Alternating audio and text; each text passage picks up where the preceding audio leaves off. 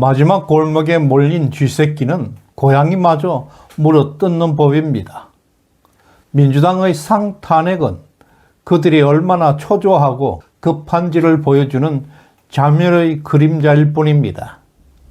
이 미친 발악이 우리를 집어삼키기 전에 반드시 우리는 그 숨통을 끊어내야 합니다. 민주당은 3월 13일 국회 본회의에서 심우정 검찰총장 그리고 최상목 대통령 권한 대행에 대한 탄핵안을 상정할 것이라고 공식적으로 발표했습니다. 심우정 총장은 이번 탄핵 시도가 벌써 30번째입니다. 최상목 권한 대행은 31번째 탄핵 대상에 있습니다. 민주당이 이렇게까지 상식을 뛰어넘는 탄핵을 무리하게 밀어붙이는 진짜 이유를 우리는 반드시 파헤쳐야 합니다. 이 끔찍한 탄핵 공세 그 이면에는 대한민국 전체를 뒤흔들 수 있는 엄청난 음모가 숨어 있습니다. 현재 보수 진영 내에서는 윤석열 대통령 변론 재개를 주장하는 세력들이 존재하고 있습니다. 이들의 중심에는 한동훈, 오세훈, 권성동 그리고 주진우가 대표적입니다. 특히 주진우 의원은 표면적으로는 윤석열 대통령을 지지하는 것처럼 보입니다. 그러나 실질적으로는 한동훈의 정치적 이익을 위해 움직이고 있다는 강력한 의심을 받고 있습니다. 이들의 의도, 속내는 결코 믿을 수가 없다는 것이 국민의힘의 슬픈 현실입니다. 민주당의 이 같은 끔찍한 쌍탄핵 음모를 분명하게 인식하고 올바른 대응이 필요할 때입니다. 첫째, 심우정 검찰총장을 탄핵해서 검찰 조직을 완전히 마비시키고 혼란을 극대화하려는 목표가 있습니다. 둘째, 최상목 권한대행을 탄핵해서 그 다음 대통령 권한대행 순서인 이주호 교육부 장관에게 권한을 넘겨서 골수극좌파 마흔역을 즉시 헌법재판소 재판관으로 임명하려는 음모입니다. 셋째, 민주당은 이것을 위해 마흔역 임명할 때까지 한덕수 총리의 탄핵 심판을 헌재가 일부러 고의로 늦추고 있습니다. 넷째, 박성재 장관의 탄핵 심판까지 지연시키는 것도 검찰 조직이 정상화되는 것을 철저하게 방해하기 위한 것입니다. 그리고 마지막 다섯 번째, 이 모든 계획, 음모의 최종 목적은 바로 윤 대통령 탄핵입니다. 지금 이 순간에도 반국가 세력은 이 무서운 시나리오를 완성하기 위해 총력을 다하고 있습니다. 민주당은 검찰총장과 대통령 권한 대행을 이 시점에 탄핵한다는 것은 여론의 엄청난 역풍을 맞을 것이라는 것을 알면서도 강행하고 있습니다. 그만큼 급하다는 얘기입니다. 그 이유는 단 하나입니다.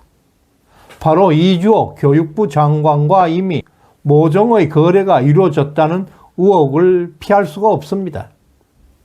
이주호 장관은 지난 12.3 비상계엄 당시 국무회의에 참석하지 않았고 공개적으로 비상계엄령에 반대한다는 의사를 표명했습니다. 그가 대통령 권한대행 자리에 오르는 순간 극자인사 40역을 곧바로 재판관으로 임명할 수가 있습니다. 그렇게 되면 현재 4대4 팽팽한 구도가 깨어지게 됩니다. 문영배, 이미선의 임기가 4월 18일에 끝납니다. 바로 이 때문에 민주당은 적어도 늦어도 4월 초까지는 이 음모를 완성하려고 필사적으로 움직이고 있습니다. 아마도 어떤 무시무시한 이보다 더한 방법이라도 총동원하게 될 것입니다. 이것을 막아야 합니다. 지금 대한민국은 그야말로 중대한 역사적 갈림길에 서 있습니다. 오늘부터 앞으로 한 달간 우리나라의 운명을 결정짓는 절대적 시간이 될 것입니다. 우리는 지금까지 정말 잘 싸워왔습니다. 하지만 이제 마지막 한 달, 젖먹던 힘까지 다 쏟아내서라도 이 음모를 반드시 막아내야 합니다. 주변 모든 분들에게 이 긴박한 진실을 널리 알려야 할 것입니다. 고지가 바로 저기에 와 있습니다. 나를 죽이지 못하는 고통은 나를 더욱 강하게 만든다는 말처럼 지금 우리는 민주당의 온갖 탄핵, 모략과 공격에도 결코 흔들리지 않고 더 강해지고 있습니다. 지금까지 우리가 겪어왔던 고통과 시련은 반드시 승리의 깃발을 꽂기 위한 우리들의 뜨거운 걸음마였습니다. 여러분이야말로 대한민국을 세계 초인류 국가로 이끌어갈 가장 자랑스러운 주역들입니다. 이제 마지막 순간까지 와 있습니다. 폭풍은 결국에는 지나가게 되어 있습니다. 민주당의 탄핵 광기가 아무리 거세더라도 정의를 향한 우리들의 걸음은 반드시 승리의 깃발을 꽂게 될 것입니다. 시대정신연구소에 후원해 주신 수덕덕명님 진심으로 감사드립니다.